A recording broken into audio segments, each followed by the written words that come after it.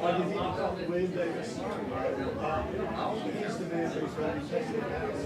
He's the man who was what they looked at. Yeah. Hold on. Luke is just starting. William Davis. Or Katie Davis. What? She's my daughter. They're taking those things. And he's the one that called me. Hold on just a minute.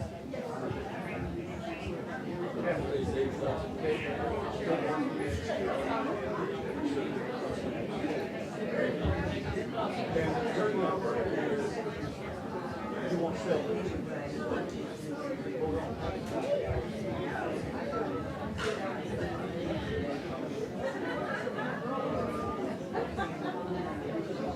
Must be a church. Answer all questions.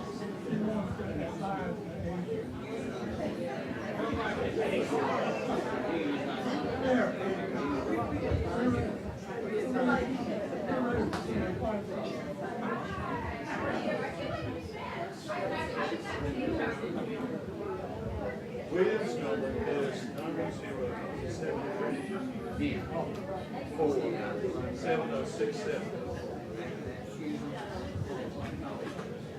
Did you hear that? And Catherine's number is 917-736-6144. They're both in work. I'm sure they're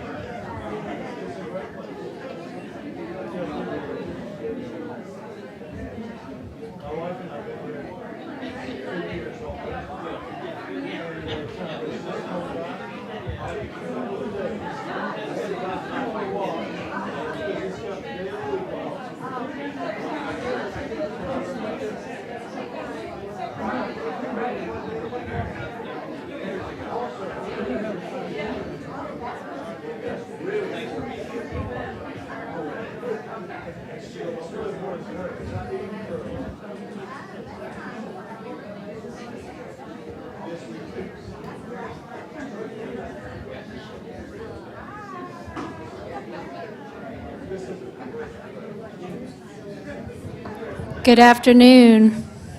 Can everyone hear me okay? Okay. Welcome everyone, and thank you for joining us for today's presentation. So dementia and dementia care are issues that are very close to home and dear to many of us here at Scotia Village. It's also a nationwide concern. There are currently 6 million plus Americans living with dementia, and that number is only expected to grow exponentially in the coming years and decades. So supporting those living with dementia and their caregivers has really never been a more relevant issue. We are very excited today to welcome Dr. Karen Sullivan. She's a board-certified neuropsychologist and a leader in several dementia care initiatives in our neighboring Moore County. She's the owner of Pinehurst Neuropsychology, the creator of the I Care for Your Brain program. She's also the leader of the Engage Brains Project and the founder and executive director of the Still Us Foundation. We are very grateful to her to take the time today to join us to share her expertise as well as information on the exciting initiatives and programs she is working on. So please join me in welcoming Dr. Karen Sullivan.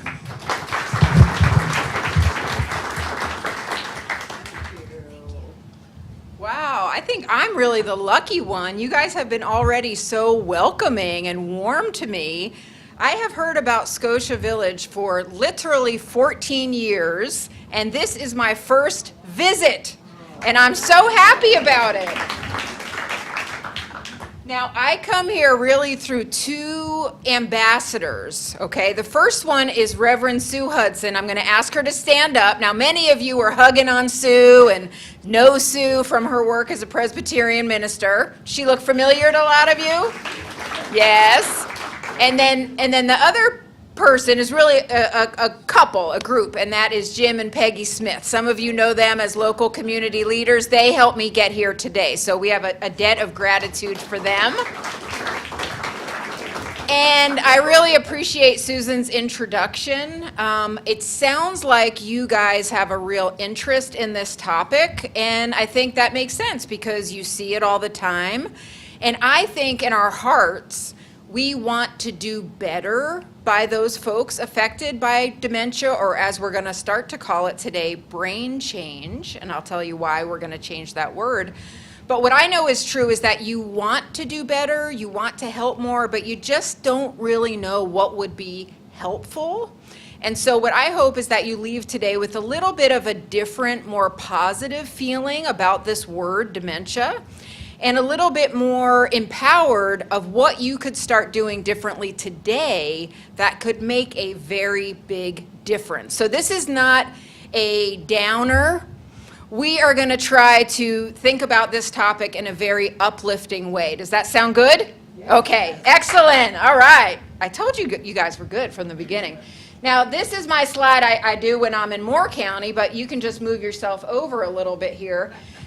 We are aging in this part of the state rapidly, more so than anywhere else in the state. Do you know that Wake County and our region are about on par for a rapidly aging community? So in about 5 years in Moore County, we will have more people over the age of 65 than we do under. And what I have been going around talking about is, are we ready for all that comes along with that? Now, I hold a belief that we are very lucky to get to be considered an older adult, right? It means you made it. Older adult is 65 and older, by the way. If you're over 85, you're considered an older adult.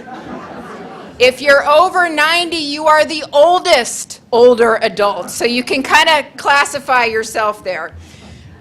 With age comes a lot of really great things. They tell me you get more wise, you become more discriminating in who you surround yourself with. Your BS meter, as they say, goes up, and you can kind of sniff out things that aren't worth your time a little better. I look forward to that.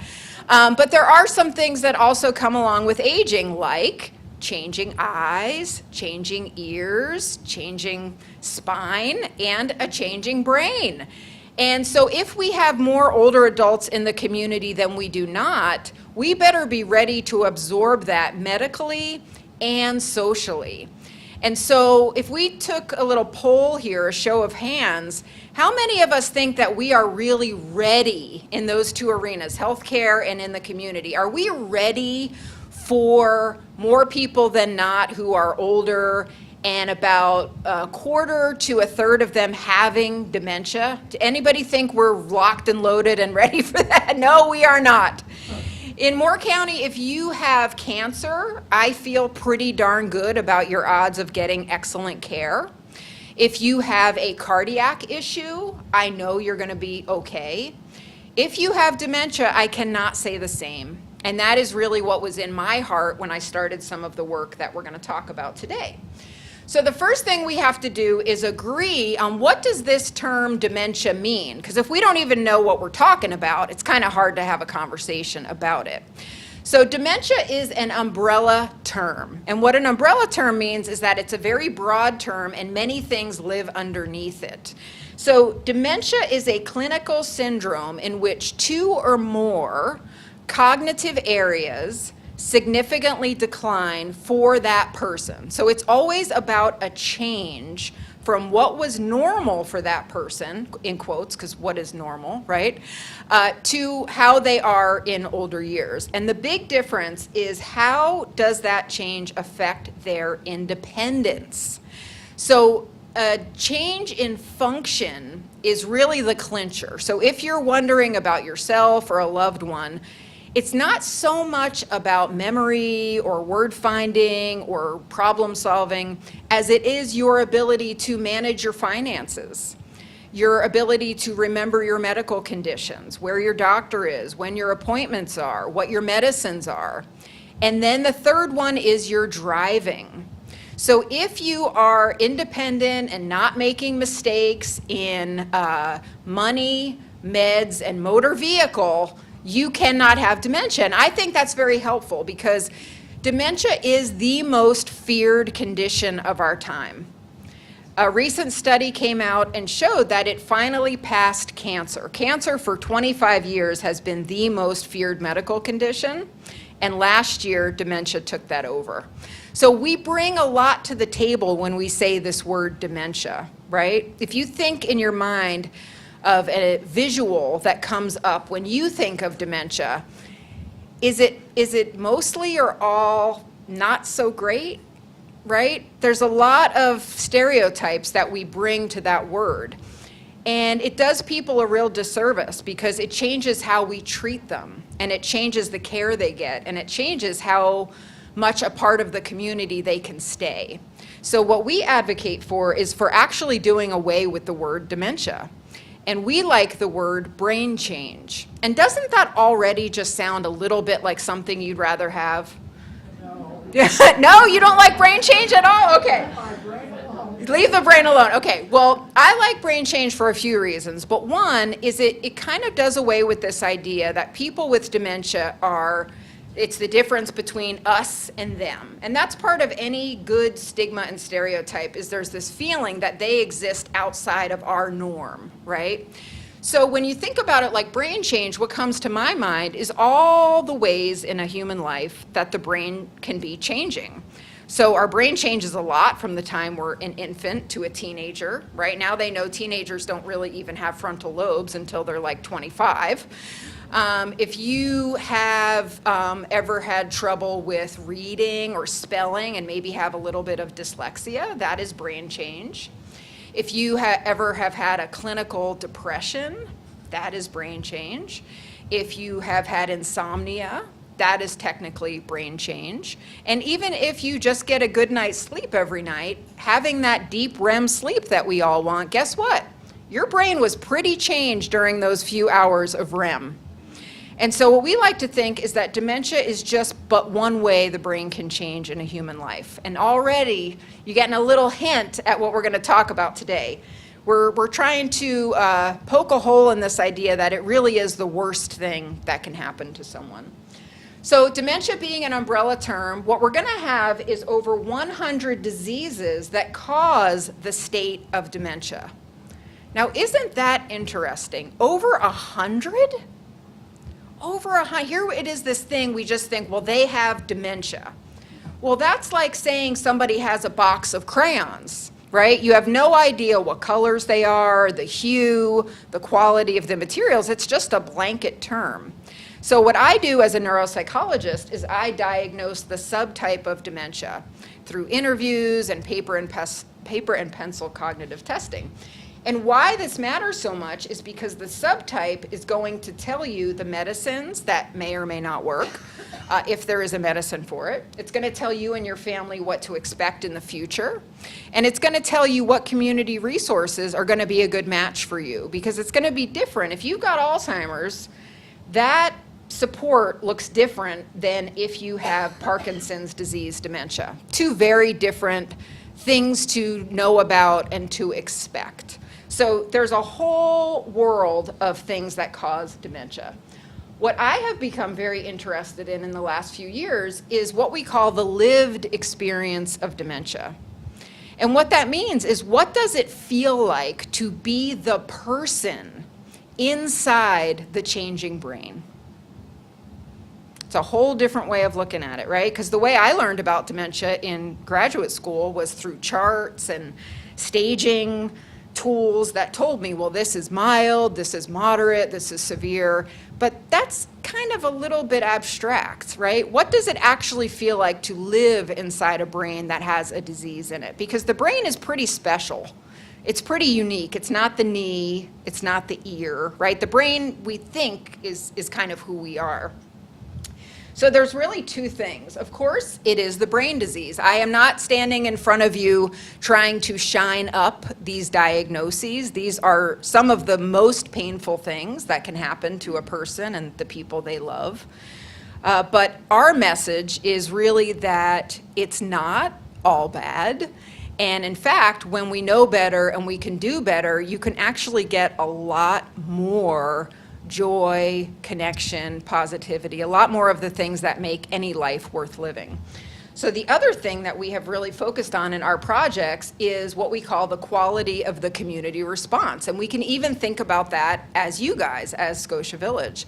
So somebody living here who has brain change, their life is going to be different if you guys approach them with an open heart and an open mind versus a closed mind and a closed heart. It's the difference between inviting someone over to your table for dinner. It's the difference between making sure they still come to chair volleyball. The difference between giving them a call when maybe you don't see them on the morning walk. It's that reach to keep them included in our community. And I find a lot of hope in this model, because what it means is that part of what has been so awful about dementia is man-made. And if it's man-made, what does that mean? It can be man-changed, woman-changed, right? And so after having my medical practice for about 10 years, I had this idea that I really wanted to bring my model of care to more people. I love seeing patients. I love having these one-on-one close relationships behind closed doors. But I really felt that this message that we could do better in brain diseases was something that the time was very now. And I didn't see anyone else really stepping up in my community to do it. And so I honestly felt a sense of, if not me, who?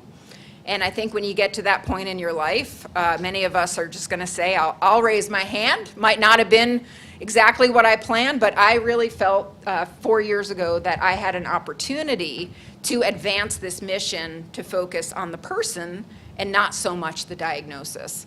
So some of you, probably all of you, have heard of First Health, right? This is our main hospital system in the area. Do you guys have Scotland Hospital? Is that where you typically go? Some of you must go to First Health. You've certainly seen the billboards, right? Okay. So First Health is a nonprofit hospital, and they are supported by a foundation, and that is called the Foundation of First Health. And they have raised about $180 million in the last 20 years to support the healthcare system. And a lot of the amazing things we have at First Health are through community donation, so through philanthropy. And I happen to know this awesome lady up here. Does anybody know who these folks are? These are the Reeds, Walter and Betty Reed. If you've heard of Reed Heart Center, well, there you go. Mr. Reed made his fortune in a very interesting way. He was the inventor of the Charms Blow Pop. Okay, so the gum inside the lollipop, right? And when he sold the Charms Candy Company, he made a whole lot of money, and he retired to Pinehurst, and what he did is he left his fortune to the Foundation of First Health. And I knew a little bit of the backstory from working a little bit in their periphery for a while, and I knew that he had left a pot of money for community research. And so I proposed to the foundation, if they would support me for 3 years, I would create a dementia care pathway for the hospital system. Because what was happening before is it was a lot of pockets of good work, but nobody was really talking to each other. And isn't that the thing in modern healthcare? This one is not talking to this one.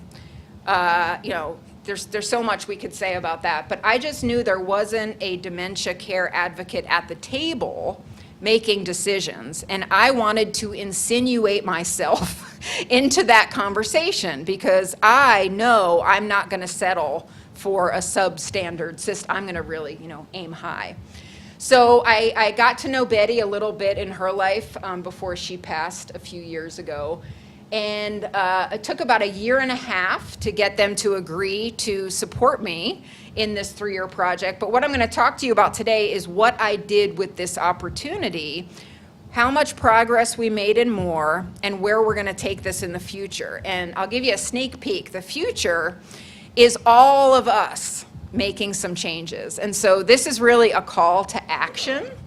So as I am giving you the rest of my talk, I hope that you're feeling, hey, this seems like something we could do here. This isn't just because she's a doctor, she can do it. It's not because they had funding. A lot of this stuff is just community volunteers educating themselves and then dedicating themselves to caring in a different way. Okay, so here's the very first, remember I said it's 3 years, right? So the first year, I do kind of like a education and listening tour. And what I did is I decided to do it at the community colleges. I am a community college graduate, and I love community colleges. And I also wanted to spread the love beyond Pinehurst. Now, you guys will appreciate this. Sometimes it feels like Pinehurst is the shining star of the area. And the truth is we have a lot of resources in Pinehurst, not just what you might think, money. We have a lot of human capital from the young retirees that come, and what they weren't counting on is maybe their brain changing. So we actually have quite a few families who are very, very passionate about supporting this cause. So we've had a lot of support in Pinehurst. But what I really wanted to do was get out into Montgomery, Richmond, Lee, and really let them know that we're building something that is going to make the whole region better.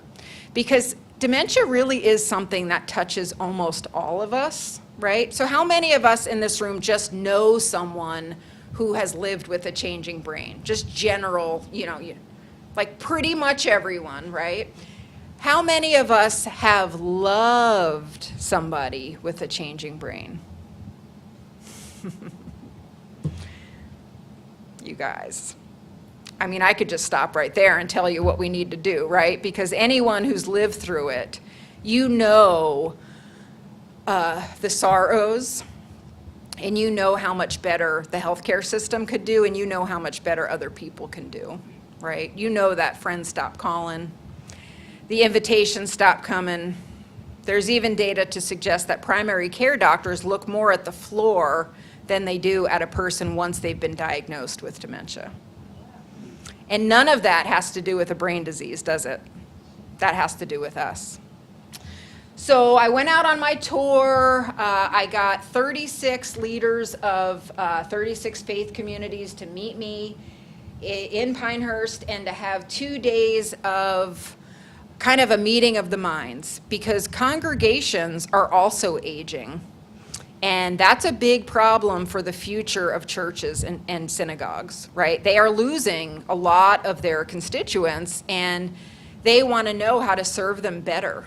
And so they were really, really great partners. And we just had very open dialogues in this first year to really talk about what resources exist, because I didn't want to reinvent the wheel, right? Because there's the Department of Aging's got stuff, the college has stuff. And I really wanted to hear from medical providers and the community, what is missing that I could help bring that would make your life better? So I'm going to quickly just tell you what the research results were. So here's what the medical docs said. They said, hey, we don't know anything about what exists. We don't know the number at the Department of Adult Protective Services to call. We don't know who the psychiatrist is in town who takes care of older folks with depression and dementia. We don't know where to get free Ensure drinks if our patient can't afford them. And all these things exist, but what they wanted is they wanted it put into one resource. The primary care docs also said, you know how much training I got in geriatrics and brain in medical school? Like an hour. And here all my patients are over 80, so please tell me more about the aging brain. They also said that they wanted the system that they used to write their notes in to become more supportive for how they could conduct a clinical session. So this is that system they're on when they're typing away, when they're taught, right? So that is what guides their questions. It tells them what they put in a problem like, high blood sugar, and Epic pops up some windows that say, hey, have you checked this? Make sure you don't forget about that. Well, we didn't have one for dementia. So the docs were kind of on their own, and they said, look, this is kind of ridiculous. We need to do that. Then what the community told me, the first thing was they said, is we need a day program. Now, some people call this adult daycare, which is a term I despise. You might guess that about me from what I've said so far, right? We don't like that kind of childish, infantilizing kind of thing. So they said, we don't have one in Moore. Do you guys have one down here at all? It's kind of unbelievable, really. We had one before COVID, but it shut down.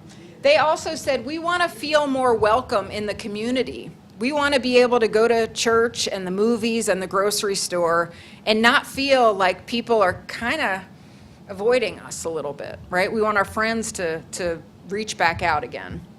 They also said that they wanted the ability to help other people. I thought this was very kind. Because they were living through it, they said, hey, why aren't we supporting other people who are earlier in the journey, right? I got an honorary doctorate in dementia here. My wife's had it for 6 years. Why should other people be reinventing the wheel? I want to teach them. I thought that was great. And the last one, as they said, is within the hospital system, more care coordination. So if I go to the ED with dementia, I want my primary care doc to talk to me about it when I come in next week, right? I want everyone, the left hand should know what the right hand's doing. And I agree with that. And so what surprised me was how willing the community was to get involved. And I started to look at, well, who else in the world is bringing the community into care? And imagine this. In 2017, a little group called the World Health Organization, you might have heard of them, right? They came out and they said, communities must be the center of dementia care because healthcare cannot handle it. They can't Medicare, Medicaid cannot handle it financially. Dementia is not just a medical issue, it is a social issue. And this rabbit hole is what brings me here today because this was kind of new to me, thinking like this. But can you already sense the hope in this, right? Like, oh my gosh, maybe there's something we haven't tried. What makes dementia the most feared diagnosis in the world, I think, is the hopelessness. It's the hopelessness. It's the feeling that it's all bad. It's all downhill. And the medicines don't really do what we'd like them to do. And you go to a neurologist and they diagnose you and they say, well, I'll see you again in about a year. And then in a year they say, there's not anything else I could do, so call me if you need me. Doesn't feel very great. Doesn't really feel like good care, I would say. So I went back to this board and I said, look, I know you thought you were hiring me to do one job in the healthcare system, but what if I did two? What if I helped the hospital? But what if I also built something in the community? And that brings us to year 2 for our 1-year community project called the Engaged Brains Project. And I'm going to quickly tell you a little bit about that. So the first thing we needed, if we were going to invite the community into caring for people with brain change better, we needed a place to meet that was going to host us, right? So I always want to give props to Community Pres. Now, Rev Sue let me know that there's a lot of Presbyterians at Scotia Village. Is she right? Oh, yeah. Oh, yes. So I want to tell you, Community Presbyterian Church could not have been better to us. The generosity of spirit was so moving. What we did is we opened up Fellowship Hall for 2 dates. Now, mind you, this was during the US Open a few years ago. I didn't realize that when I booked it. Surely not many people are going to come. Well, we had 350 people come each time. And that was neighbors. We put ads in the paper and on Facebook, and we said, does dementia matter to you, and do you want to be part of a better way? And 700 people came out, and I was so proud of my community. From that 700, we took our time to find 60 what we called champions to join us for the year. So to qualify as a champion, you had to come into the project saying, I will represent a sector in the community. So the sectors were, I work at First Bank, I am a bluegrass musician, I'm a veteran, I do Tai Chi, St. Joseph's of the Pines, I represent the senior center, communities, the police chaplain was a part of us. I mean, you just kind of see we really covered the whole community. The only group I did not get as a representative was the grocery store. I wanted a grocery manager on this team so bad, and it just didn't work out. But what these folks had to do is volunteer for 1 year, and they had to say that they would work within their sector to educate people about brain change, that it's, not all doom and gloom, and that they would do what we call an impact project to bring that community sector one step further down the line of better care. So does that make sense? People could either they had busy schedule, they could offer me this much, they could dedicate their whole year to it. I left it up to them. So what I'm going to do is show you in a slide all of our accomplishments, and then I'm going to show you some pictures and some videos to help you feel what we did, because hearing about it is good, but not quite good enough. So this was September 24 to September 25, and the first thing we did as a group, 60 of us, is we trained over 3,000 more Countians in our philosophy, which was see the person, not the diagnosis, stay in touch, stay in relationship, and help increase curiosity about what is going on with them and how maybe we could help more. So it's very simple. It really wasn't like go learn about the brain. It was like how to be a better neighbor and friend to these group of people. So we touched 3,000. And if you look at models of social communication, what you can expect from that is that those 3,000 went on to actually tell about 10,000, just the way things spread. And that was our goal, is to reach what we called the tipping point. And the tipping point is when any group of people are thinking the same way about something. And I knew we hit the tipping point when I went to the eye doctor. The day after Easter, don't ask me how I did this, I got a piece of silver foil from a chocolate Easter egg stuck in my cornea. Do not ask me how I did. All of a sudden, I was eating some chocolate eggs. I was, oh my, went into the bathroom, looked in the mirror, a piece of silver foil sticking out of my eyeball. Can you imagine? They were closed. They were so nice to open the doors and take me in. And the lady checking me in said, hey, aren't you that dementia doctor? And I said, yeah, nice to meet you. And she said, well, I want you to know that my sister has brain change. And I had never met her, and she had never directly met any of our champions, because we kind of traced, how did you know about it? And she said, well, my primary care doctor started calling it brain change. And just that change has relieved me and my mom of a lot of heartache, because it feels different to say that she has brain change at age 47 than it does the word dementia. And that was a good day. We launched 6 new support groups. So we had never had in Moore County a support group for the person living with brain change, very different. And we never had one for couples. So imagine you're in love for 40, 50 years, and this thing called dementia comes into your life. I would want to know, how do we stay us despite this new companion? And that's exactly what they do in the couples group. We got those 36 faith leaders to make actual changes in the way they run their faith communities. So whether that was reviving a friendly visitor home program, Many of them chose to do 2 different bulletins for every mailing, so they've got a brain change one and kind of their usual one. So the brain change is simple, bigger pictures, more contrast, make it more accessible. We went into a memory care unit for 16 weeks, and every Thursday we would take over the programming. Can you imagine the fun that we had? I'm going to show you some of the pictures of what we did. But what I wanted to do with this project, so much of dementia care is not great because of a lack of resources, right? Staff ratios are challenging. Many places are a ratio of, say, for every person in memory care, for every staff person in memory care, maybe they're responsible for 8 to 14 people with brain change. Do we think we could keep track of any group of 8 to 14 people, never mind people who are vulnerable and needy? And they never have budgets to do. Anybody who's worked in healthcare, you know, you're going to the boat, you're squeezing a stone there. So I wanted to flip that. And I said, what if we went into a memory care and we never said no.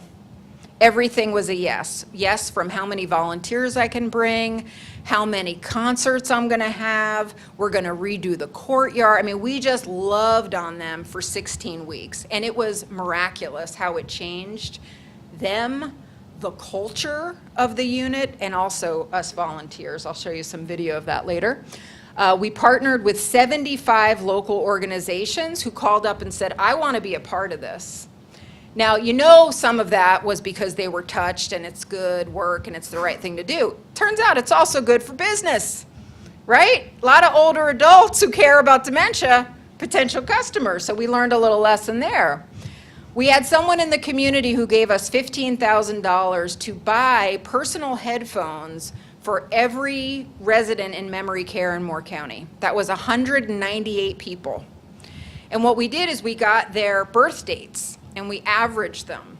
And the playlist that we put on the headphones was the top 100 songs from when they were 18 to 21. Turns out that's the golden spot. That's the one that's really gonna get them. And the video I'm gonna show you later is about that project, and it's absolutely beautiful. We also provided what we called neuronavigation to really over 500 families. And so what that is support of how to navigate brain health care, because it's not easy, right? You could have a stroke, be in the emergency room, and not get to see a neurologist for 5 to 6 months. We would fill in that gap. So I was a little sneaky with some of this. I was really trying to prove that there was a need in the community. So let me bring to life some of the things we did. So one of the impact projects was making golf accessible in a changing brain. Because if you don't have a golf program and you're in Pinehurst, well, I think they could kick me out. I might not be welcomed in the community anymore. So we had amazing champions, and this program is still going. Once a month, we meet at a putting green. And at this point, we have, on average, about 30 to 40 people coming who moved to Pinehurst for golf, but now come where we don't keep score. It's all about being outside in nature, listening to music, being with friends. And what you'd be amazed at is how good some people with even advanced brain change are at golf. It's absolutely amazing. This is the very beginning. This is probably the second time. And I think these people look pretty happy to be outside, wouldn't you say?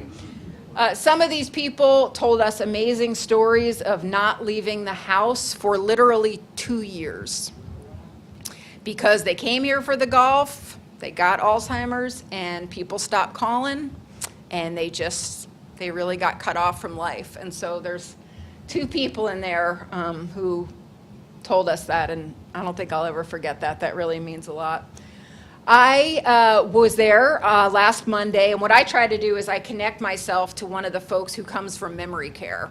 We have their vans drop them off, and then we take care of them for about an hour, hour and a half. We have an inclusion team that specifically supports these guys because they need a little bit more help and support. So this is Bobby. Bobby told me I could tell you his story today because I kind of couldn't believe it. So we're at about the 8th hole here, And I'm telling you, 5 of those 8 holes before, Bobby's getting hole-in-ones. And I'm like, what in the world? Have you ever played golf before? And he said, I know. I want to see a funny pose. So I said, I'm gonna film you, and let's see how you do on this one. There you go. I knew it was coming And back. we just had the best time. It was just so wonderful. I'm going to tell you a little bit about that residency that we did at the memory care unit. How we structured it was we kind of treated it like the Make-A-Wish Foundation. Have you guys ever heard of that? They make wishes, right? But we did that for people with brain change. So what we did is we had their families complete this questionnaire, and it was about 15 pages, and it was called My Favorites. And it was, what was their favorite movie? What was their favorite pasta? What was their favorite vacation? What was their favorite job? Who was their best friend when they were little? I mean, we really got into the nitty-gritty of what made their hearts sing their whole lives. And then what we did over that 16 days is we tried to bring it back to life. Oops, let me go back one. Okay. So this could be a whole afternoon together, but I'm going to kind of quickly go through this and share this with you. These are some of the residents and our volunteers, and each one represents a absolutely heartwarming, beautiful story. So we've got our first woman here. This is Irene, and again, their families and them have given us permission to tell these stories. Irene and a lot of people on the unit grew up on farms. And a lot of their favorite memories were things like when the goats were born, the day the sheep were born, the day I saw a baby pig. So we found a traveling petting zoo, and they came to the unit. And you should see the looks on people's faces when we show up with chickens and bunny rabbits. So that was absolutely wonderful, getting people to engage. Here we have Jerry on the bottom left. Jerry was a railroad worker in his work life and a passionate gardener in his personal life. And so what we did is we redid the entire courtyard and had a local garden club come in. We took out all the dead azaleas that had been sitting there for years. We got a local garden club to donate all the mulch. We put in about 25 gardenia plants, so you think of the beautiful smell of that. And what we did is Jerry was our watering person. And the pride and joy that Jerry took every day and getting out there with that hose for about an hour was absolutely priceless. There was nothing about his dementia that would prevent him from standing there and contributing to our garden. A lot of people were teachers and nurses, so we had a group of preschool kids come in. The picture with the dog is very, very sweet. One of the questions was, what was their favorite animal? And we found volunteers in the community who had a very similar, it was dogs. This woman always had a yellow lab. So we found somebody with a yellow lab to come visit her. Somebody always had a Dalmatian. We got the Dalmatian to come in. It was absolutely beautiful to see people who were very understimulated be nourished. It was very much like the garden, seeing somebody be watered. I got Irene again there.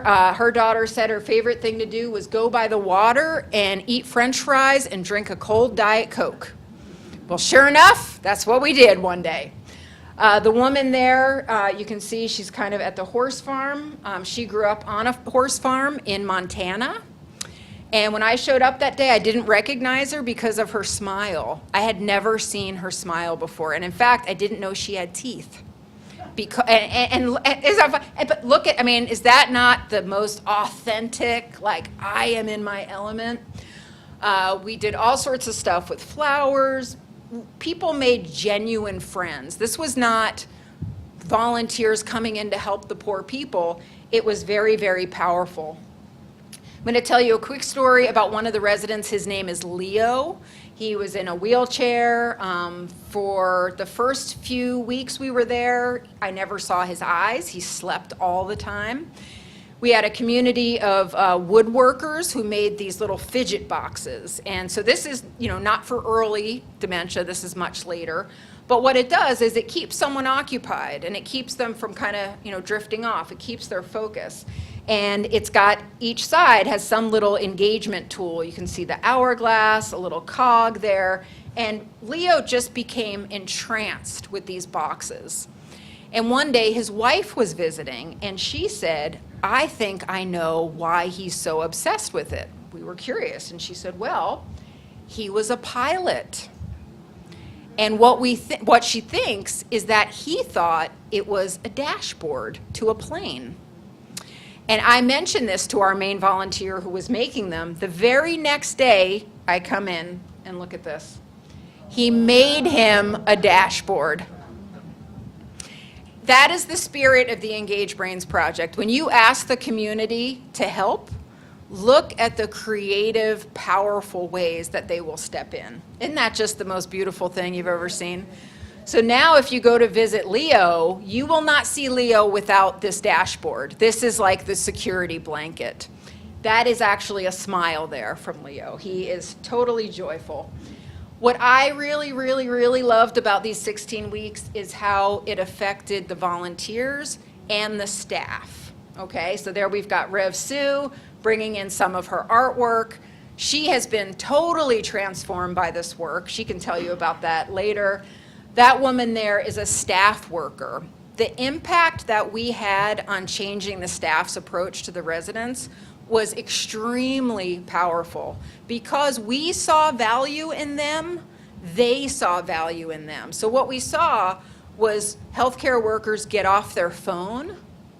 We saw them not gathering as much together in the break room. We actually saw them doing things like that, sitting on the laps of the residents and having genuine love and friendship between them. So what this proves to me is that it can be done, and it takes human volunteers to get it done. The next one I'm going to show you is about a 3-minute video of that music program, okay?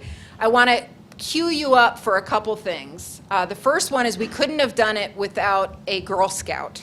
Girl Scouts do all sorts of good things, don't they? This was her Gold Star Award. Now, I didn't know about the Gold Star Award. It's like an Eagle Scout type level. So she did this all year, because imagine the work, getting the headphones, putting the playlist on, delivering them. I told you about how we set up the songs. We have known for a long time that music in Brain Change will bring joy. There's no doubt about that, and you'll see that, and it's very, very touching. But what I also want you to notice is how it also brings forward other emotions, because people with dementia do not just need to be entertained. They need to be engaged in meaningful ways that you and I need to be engaged today. So you're going to see awe, you're going to see sorrow and grief, you're going to see surprise. The final thing I want you to look for is when someone is touched by the headphones and the music, I want you to notice how almost all of them reach out to connect with someone in the environment. Very rare do you see someone touched by the music and they go more introverted. What you see is it makes them more a part of the community. All right, you might shed a tear on this one, so.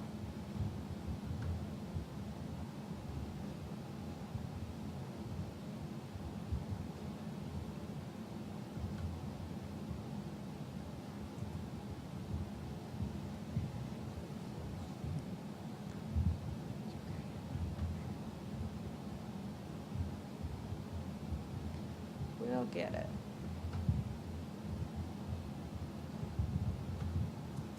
Oops.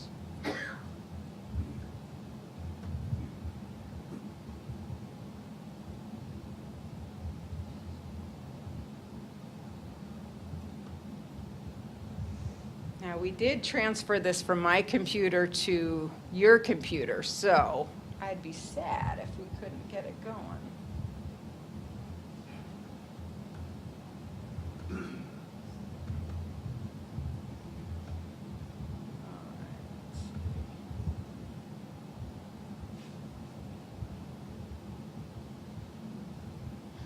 Is our audio visual guy here? I know he had something else to do.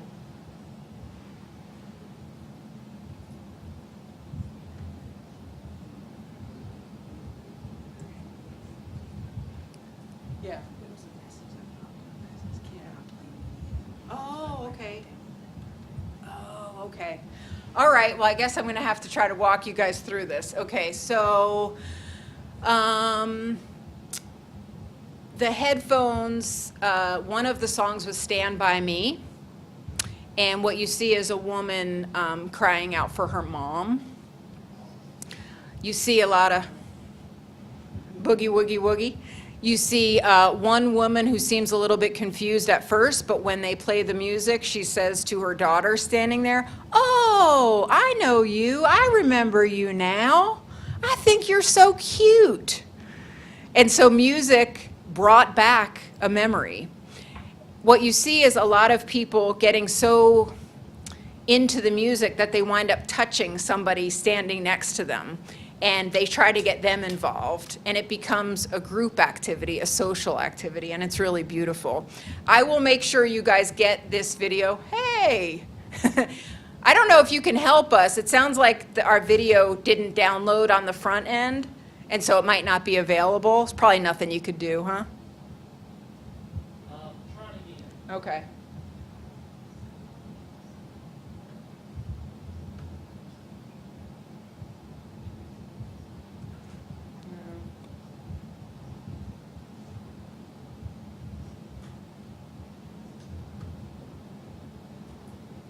Here's one of the things you learn about brain change is we also have to be flexible. So this doesn't even faze me at all. You might think, oh, that poor girl, she's up there.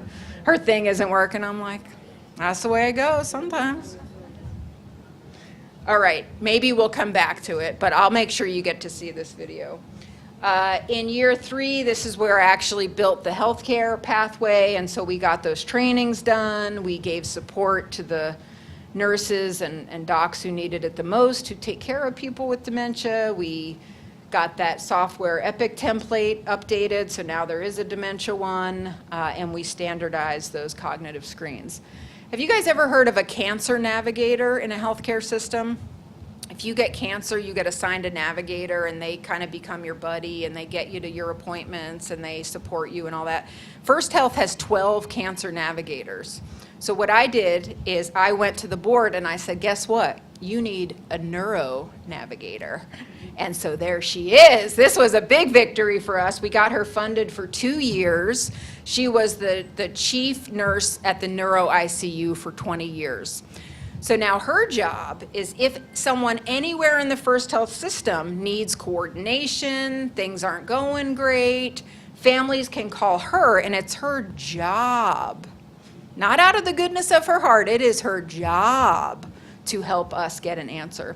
I wrote a Living Well with Brain Change resource guide for the system, and every patient who has Medicare in First Health is to get this emailed to them. And so this has what you do if you're concerned, who you should talk to. It's about 60 pages of guidance. And what I was left with at the end of this is how do we keep this momentum going? Because this all seems like a pretty good idea, right? It's more of the care we would want for ourselves. Well, it turns out it's very simple. We just keep them in the circle. And so people with brain change just want the exact same things that we want, right? And just because their memory is declining doesn't mean that their emotions are declining. Doesn't mean that their human needs to do all these things that make a human life valuable are changing in any way. I think it is on us to find them, and there are plenty of ways that we know how to do that. So I think the fellowship has widened the circle in Moore County for people with dementia and people who love them. And the fellowship ends in about 42 days, and there wasn't really a plan for what we would do going forward. So about 6 months ago, it became obvious to me that I needed to do something about that. And I have started a nonprofit called the Still Us Foundation. And that is how I really know the Smiths. And of course, we're pulling Rev Sue in. Takes a village to do this. But what we really believe is that through community efforts, we can change the lived experience of dementia. I really, really believe that. I think we can knock it down from the most feared thing, many, many spots down the ladder. We've been starting slow because I'm finishing up the fellowship, but we have done a few things. We've developed a volunteer program for people with brain change. And what this means is we're already busting the stereotypes that people with dementia are the ones who need the help. They still have a lot to give. So we have a community garden at a place called the Sandhills Coalition, and we have been building it together along with our friends with brain change. In October, we are starting a day program. We were picked by the Alzheimer's Association to get $100,000 to do this. And what we're going to do is split it a few different ways. We're going to start at a therapeutic horse farm called Prancing Horse. Does anybody know Prancing Horse? It's in Hoffman. It's kind of out by Foxfire. It's horse therapy. And we're going to be partnering with the Carolina Philharmonic. We are going to bring people to the farm in a van that we buy. Now, I just so happen to have gone to the bank this morning to get the cashier's check to buy the van. So this is a very, very good day for me because the van is that's our freedom. That's our wheels to do what we want to do. This was a total surprise and a complete blessing, but in the last state budget of North Carolina, the Still Us Foundation was gifted $1 million.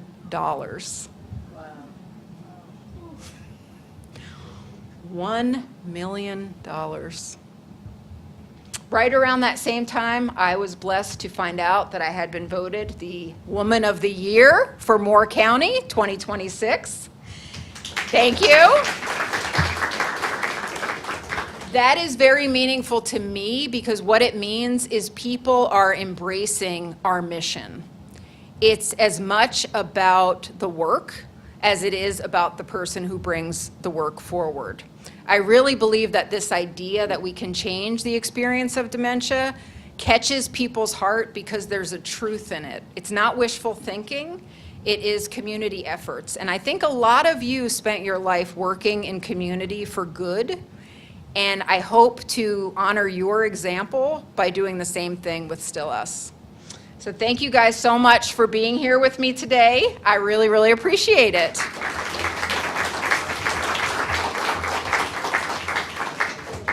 And we've got, I know you're a curious and smart group, so let's get the talking going. I know you had your hand up.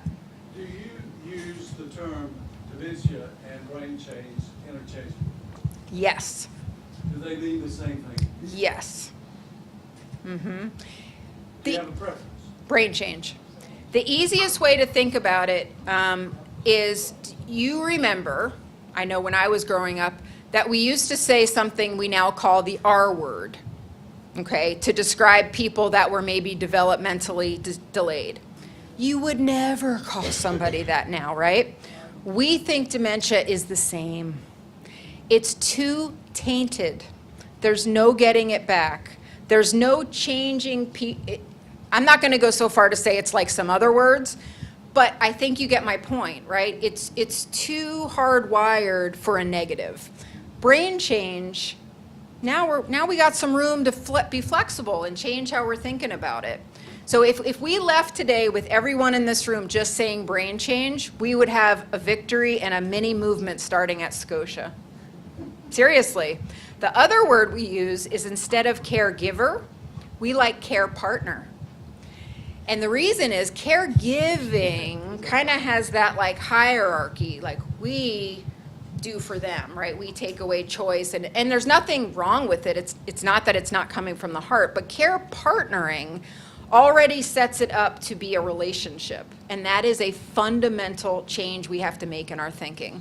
So care partner, brain change. Say it at dinner, tell people, you know, I heard this funny thing. That's how tipping points happen in communities. A group of passionate members make it their mission to contribute to the success of the mission. Could I count on all of you to do that here? Yeah? Okay. Awesome. Yes. One thing that I didn't hear you mentioned is we need to stop selling so much birth control to even that population. Okay. So we need to start saying, hey, families are great, We need kids, we need caring parents to have children. Okay, all right. Excellent. Good idea. We need communities that welcome and support those children. And we need more children exposed to older adults. We need more children exposed to older adults with changing brains. That's why we do so much intergenerational work. Grandparents and grandkids don't have the same relationship they had last generation. It's really a loss. It's really a loss. Yes. You're going to get them. Is there any possibility that, is there any possibility that you would be available? I know Sue Hudson's always willing to do this, but to get into small groups and do kind of a training program. And I'm willing to take on this with someone else's help. I enjoy working with people, and I think I could get enough people in Laurinburg to do something like this, along with some of the counties around us. I'm not familiar with this area, North Carolina. So that's the easiest question I've answered all day. That is a 100% yes. Yes, yes, yes, yes, yes. We would love that. How about tonight? Oh my gosh! I got other meetings after this. Well, I mean, We will exchange contact information, and we would love to work with Scotia, because you know what? You guys aren't starting from nothing. Does this message feel like, I feel like you received it well? Do you feel like, did you like coming to this talk? Did you like hearing about this? Did it feel like it moved you? Right? We're already halfway there, because that means you're willing to learn. Okay, one thing real quick. So that 1 year Engage Brains, so much donations started pouring in. The president came to me and said, if you happen to have a few $100,000, you have any dream projects you'd like to do? And I said, let me make a documentary, because I believe in this community, and we're going to take them in 1 year from ignorance to enlightened. And that documentary is going to be done in just a few weeks. And it's a full-length documentary. It shows the transformation of Moore County into a very dementia-inclusive community. So what we hope is that we are starting something in the Sandhills that is going to be a replicable model, not only across the nation, but across the world, because it's just a matter of getting in front of the right people. Nothing that we're going to train on when I come back and we train, nothing costs $1. It's human capital. And when you ask humans to do the right thing, I believe that they do. And Yes, ma'am. I was just with a group, and we had a show on that everybody was watching, and I started thinking then, because I was thinking about this meeting, is that instead of always doing that, you could get them individually, like you said, and have them really active. You know, some were like ready to fall asleep, and some were distracted by other things. But my other idea would be to start here, to get people in the area interested, like, I don't know if they have, I'm trying to think of a men's group. There's a lot. Different groups. Right. We could film something here with Yes. some of the people that we have, and like an introduction, show it, Yep.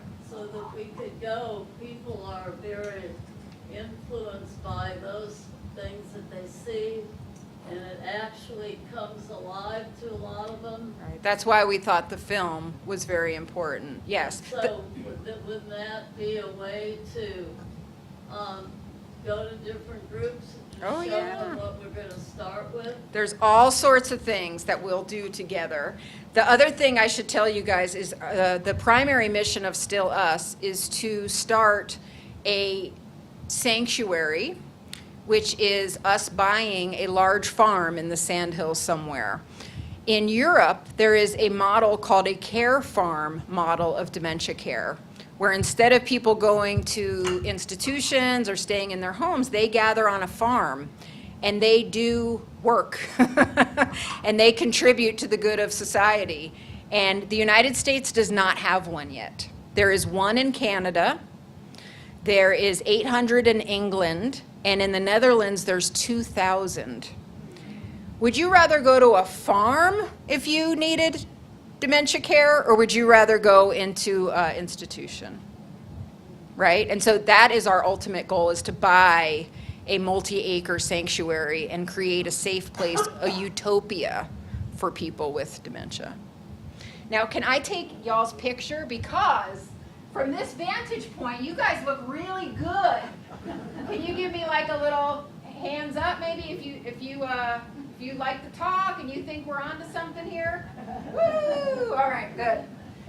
To your point, we get on our social media and we say, Scotia Village heard the message today. They want others to hear about it. This is how you create cultural phenomenon. So you guys helped me today, and I appreciate that very much. Any other thoughts or questions? I appreciate you guys all coming today so much. Thank you.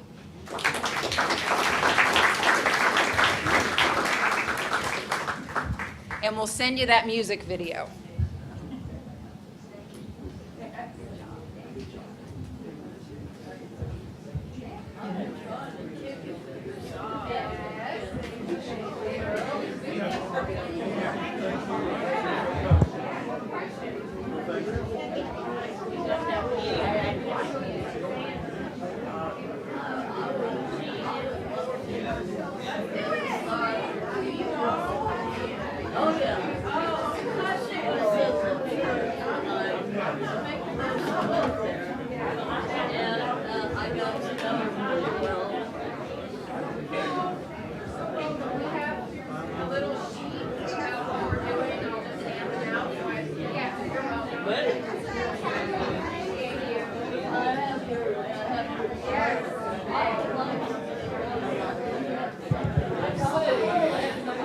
I forgot